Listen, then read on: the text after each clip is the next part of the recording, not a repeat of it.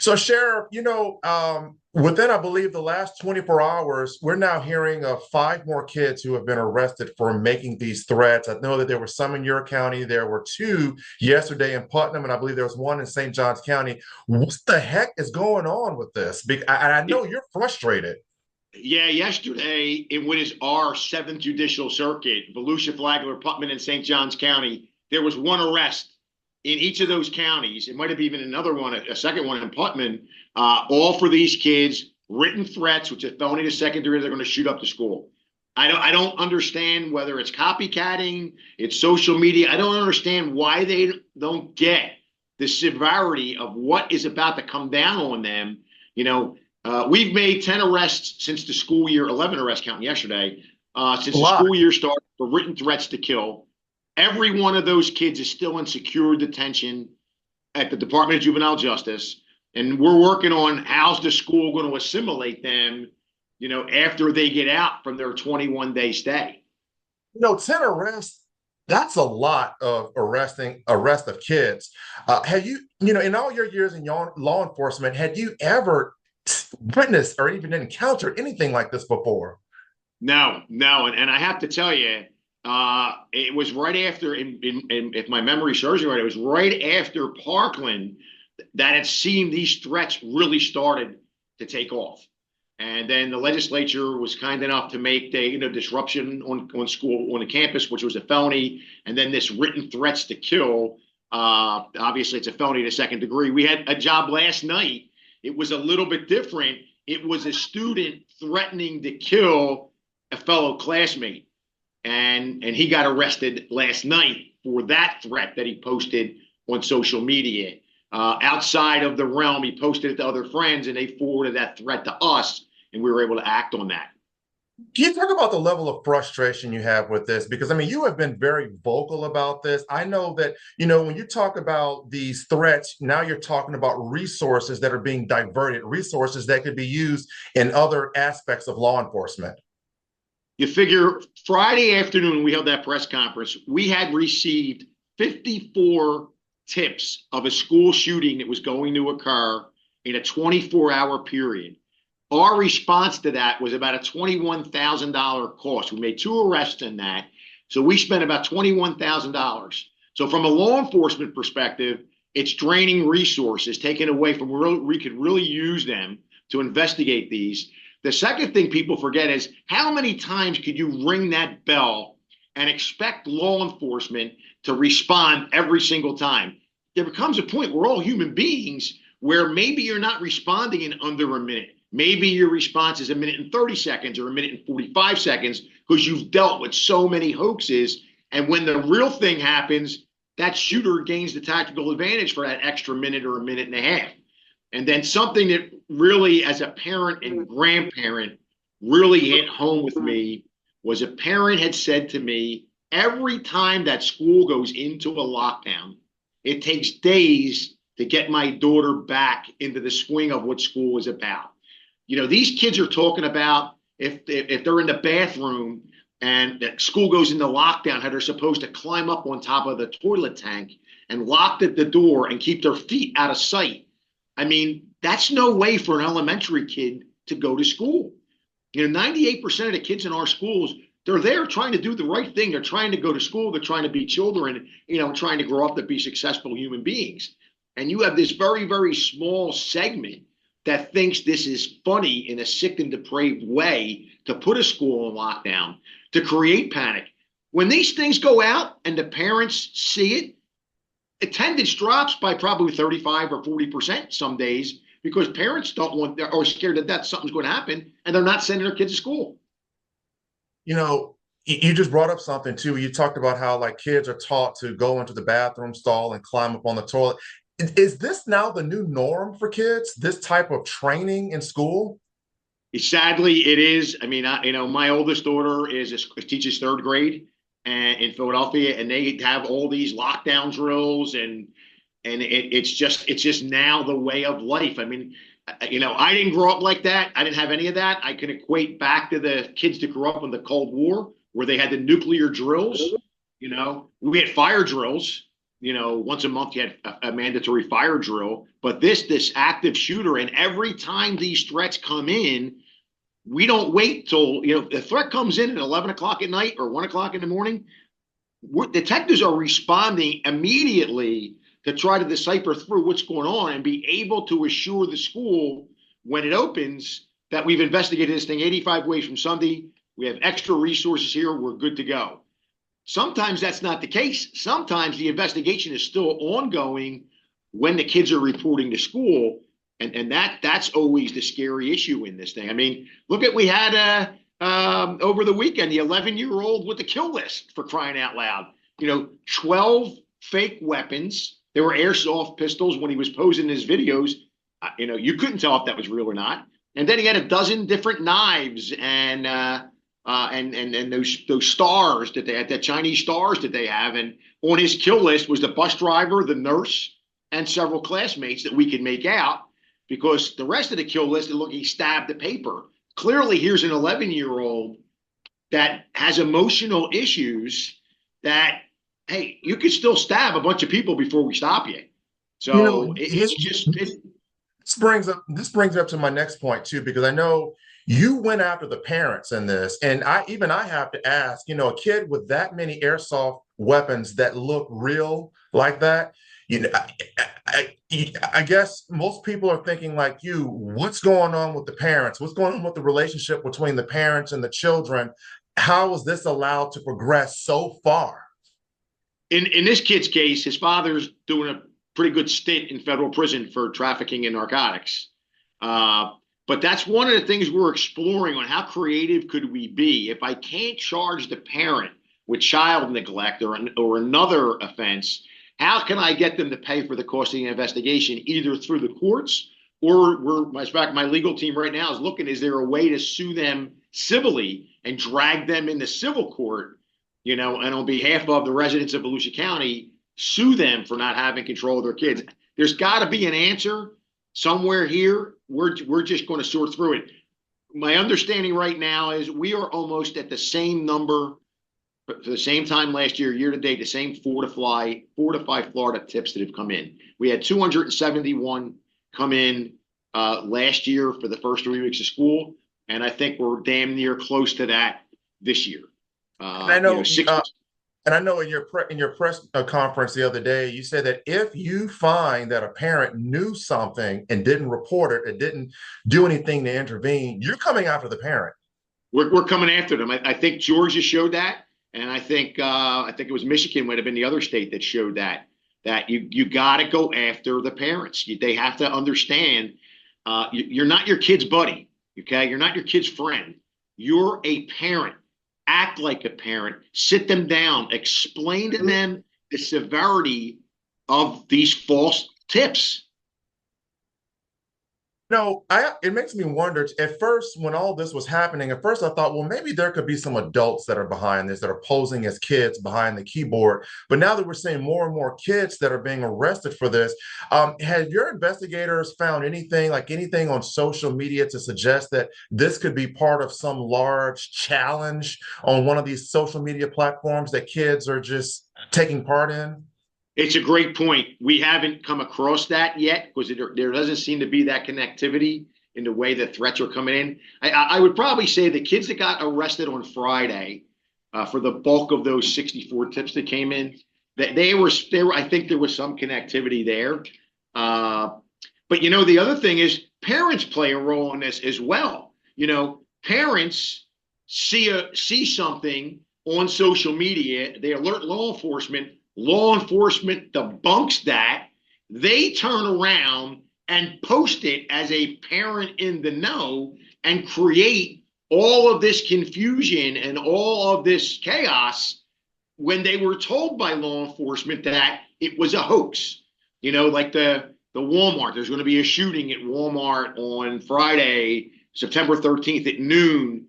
And it goes out across the country, and people actually become, I'm not going to go to Walmart on Friday. I said there's an active shooter, even though we could debunk the fact that it came in from overseas. It came in through different servers. There's really no credibility. We'll step up patrol. People will stay away. And parents do the same thing when they push out a false narrative that actually scares the kids and the parents. I wish I wish there was a way to do this. Every kid that gets arrested for a false threat should have to go and spend time with a family from Parkland.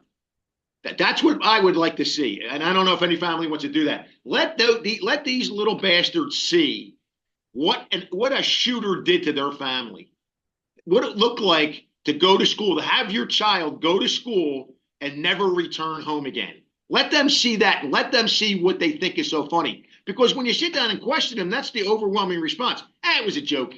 That was a joke. It's not a joke. Not a joke a little bit.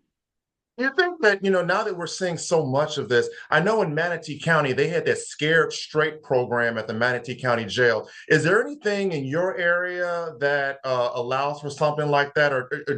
Or given what we're seeing now, do you think that maybe they should bring a Scared Straight program to the jails here for these kids to take part in, to realize the reality of what their future could be like if they don't change their ways?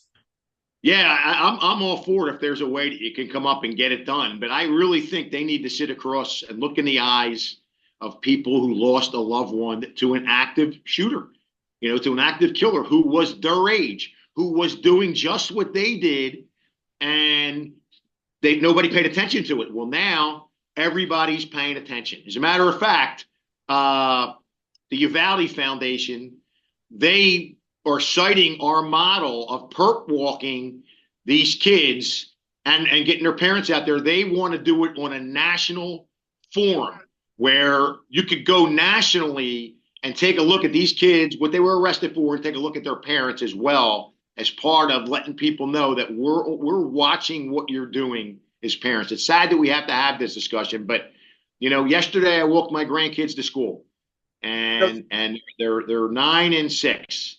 And I kissed them, my grandkids, and I kissed them.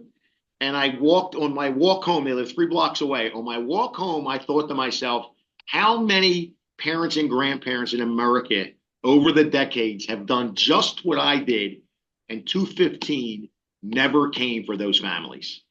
And that's what I think really sets me off when I see this, and the fact that we can't wrap our brains around this and come out with a way to kind of end this now. It's an interesting point. Speaking of parents, I don't know if you're aware of this, but yesterday in Flagler County, a mom actually turned in I believe her 13-year-old daughter. And I think this is the first time that I can recall this year of hearing of a parent doing just that after learning of a threat that was posted on social media. What's your reaction to that? It doesn't happen a lot, but it does happen. We do have parents that whether it's a school threat or whether it's something else, we have had parents pick up the phone and say, hey, you need to send somebody over here. I found some stuff in my kid's room that doesn't belong. And that stuff was tied to other crimes. Or we have had people in the past who's a mother call and say, hey, something's not right with my kid. Please check this out. And sure enough, it was threats being made in a third-party way, or there was a weapon in their room that they didn't know existed. Parents, you have the right to search your kid's room. Your kid doesn't have the Fourth Amendment right for protection against illegal search and seizure. It's your home. It's your backpack. It's your car. When you let your teenager take that car, that's your car. You should be out there searching it. I do run into a lot of parents that tell me that. I search my son's cell phone all the time, and they tell me I'm a helicopter parent. Good. That's a good thing. In today's day and age, being a helicopter parent is a good thing. I guess it's safe to say being a helicopter parent may keep your child out of jail someday. Keep your kid out of jail and alive at that as well. You're posing on social media with I don't care if it's a replica of a firearm or a firearm, you're posing on social media. We all know how that works. We all know how somebody sees that and wants to take somebody on. And now you got kids with guns doing crazy things. I want to know, because this is not just happening there. It's not just happening in that circuit, but it's happening here in Jacksonville. We've got several reports up in other parts of our viewing area, which is just across the Georgia border. Have you had a chance to speak with other sheriffs or other law enforcement from other jurisdictions? And what is that conversation like? What are they telling you in terms of what they're dealing with? And I guess, if so, is it a lot of the similar things that you're dealing with? Yeah, Bradford County Sheriff, Sheriff Gordon Smith, I talked to him yesterday, and he said he's not getting the threats to shoot up the school. His are more bomb related, how they're going to blow up the school. And one of the things we talked about was there's got to be a way to fortify Florida was the first of its kind when they first unveiled it from the Parkland massacre, and it's a great tool, but there's got to be a way that we can kind of hone in to make it where it's the legitimate. How do you stop the hoaxes that keep coming in? Because they'll have to be on Friday. I mean, probably 20 of them just came in saying there's going to be a shooting in Volusia County schools. They just kept hitting send, but you still have to investigate all 20 of those because you just can't say I'll dismiss it and then somebody's dead because we dismissed it. So I think there needs to be a conversation about Fortify Florida is number one. And number two, there needs to be a conversation of how to hold parents accountable, whether it's on the legal end, whether it's the civil end. There's got to be a way. And then the big thing is, again, we've got 10 kids that are being held in secure facility for 21 days. After those 21 days, what happens to them? Are they expelled? Are they forced to be homeschooled? Will they all be allowed in back to school? Will they do it a case-by-case basis? That's the real rub on that. Does the kid have learning disabilities? Does the kid have, any other issues that, could have precipitated it? Even though it's wrong, you need to be held accountable. Now what do you do on the back end? And I think that conversation hasn't really been held because in Georgia's issue, they let that kid back. They let him back at school after the end of the year. The FBI paid a visit. Everybody knew it was going on, and they let him come back. That wouldn't have happened in Volusia County because that incident, that kid would not have worked out. And I could also tell you that the kid we arrested with the kill list, that came from the FBI. The FBI picked up something on Snapchat, contacted the local police department, who then called us and said, "Hey, you got more resources than we have. Can you take a look at this?" So the 11-year-old that got arrested that we perp walked, his information came through Snapchat that was picked up by the FBI. So you do have other organizations, the FBI, Homeland Security, looking at all of this stuff and feeding it into the local departments to let them know what's going on in their community. It's not just Fortify Florida. We get a lot of good tips off of Fortify Florida. I mean, we seized 11 weapons so far this year. And overwhelmingly, it was a Fortify Florida tip that came in and said, so-and-so has a gun in their backpack. So-and-so has a knife. So-and-so has something in their car. And that's what we want the kids to do. That's the purpose of it. But it's been hijacked by some of these little juvenile delinquents, and it's wreaking havoc on the system that's supposed to really protect everybody. Can I ask you, how much of this is bullying that plays a part in this? Because I know when I read some of the comments on social media, they say, well, the reason why some of these kids may have so much anger in their heart, because they've been bullied in school and they want to go show the bullies that, hey, I can fight back. Has anyone addressed that as well? Because like I said, when you read some of these comments, there are some of these parents that'll say like, no one's doing anything about the bullies. And, can you blame a kid for wanting to take a weapon to school to defend themselves or to fight back? Yes, I can blame a kid for wanting to take a weapon to school and fight back. And does bullying play an issue? It sure does. I mean, that's what they're saying about the shooter in Georgia, and that's what they say with most of the shootings. But think of this for a minute. I was a kid. You were a kid. Did you get bullied when you were in school? I did. Yeah. I did. And what I was taught was you stood there and you fought the bully. If you got your ass kicked, don't cry, but you stand up to the bully, and that's the way to do it. You didn't think about going grabbing your parents' gun and going in and shooting a kid or shooting up your school for that reason. That was the furthest thing from my mind. But again, that falls into the schools with the bullying. There's going to be some of that in there, no matter what. I mean, my granddaughters say they get picked on because of the color of their hair or whatever girls do in grammar school. My position to them is, you punch them in the face one time, they won't bully you anymore. Of course, my daughter's like, "What are you doing? Don't get suspended. You can't do that."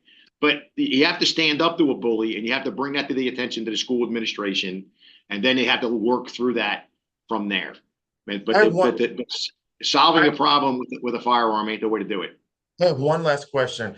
How much do we in the media have maybe some blame in this too, because, you know, I often wonder if kids see this in the news and they think, oh, my work, what I just pulled off, made it on the news. My threat made it on the news. Let me do it again.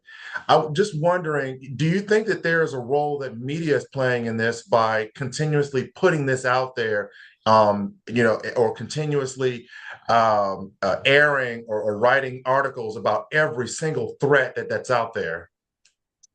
Well, you make another great point because last year when we did this, or 2 years ago when we did it, we released the names, and it seemed like what you just said. They would go back to school with bragging rights and say, "Hey, my name was in the paper. My name got mentioned on the news," and that's what it turned into. Now, I'm praying to God that being taken out of the back of a patrol car, handcuffed, and being walked into a police facility, and then having your parents walk you out hours later, if you get out, which you're not, you're going over to secure custody for 21 days. Will that have a different deterrent than just publishing your name? I can't get into the mind of an elementary school or middle school or high schooler, but you would kind of think or hope that they would be like, oh my God, is this what I want to do? Is this what I want to be known for? That this is what I was arrested for? I don't know. I don't know the answer. I just know from my perspective, the community has to know about these threats, and they have to see who's making those threats. They have to see what weapons they have access to. They have to see what law enforcement is doing. They have to see what the state attorney's doing. They have to see what the school district's doing. That's the So only way that basically what you're saying is there's got to be transparency from A to Z. you got to show it. You got to be transparent. You got to let everybody see, because at the end of the day, we are taking the most precious gift that God gave us, and we're dropping it off in the hands of teachers and law enforcement, and then we're leaving, and we're hoping that when that bell rings at 2:15 or whatever time they get out of school, that most precious gift is given back to me, and that's why you have to have that transparency. Parents have to see what law enforcement is doing, the way we train, what we're up to, what's the state attorney doing with these kids, what's the school administration doing with these things, what things are we doing to make sure that our kids are as safe could be, and knowing you can't stop everything, but at least giving some sense of, okay, a sense of security. I know everything's not perfect, but you know what? I think my child is in a good place, in a good environment where they're going to learn. Chitwood, thank you so much for taking the time to talk with us. I really appreciate it, man.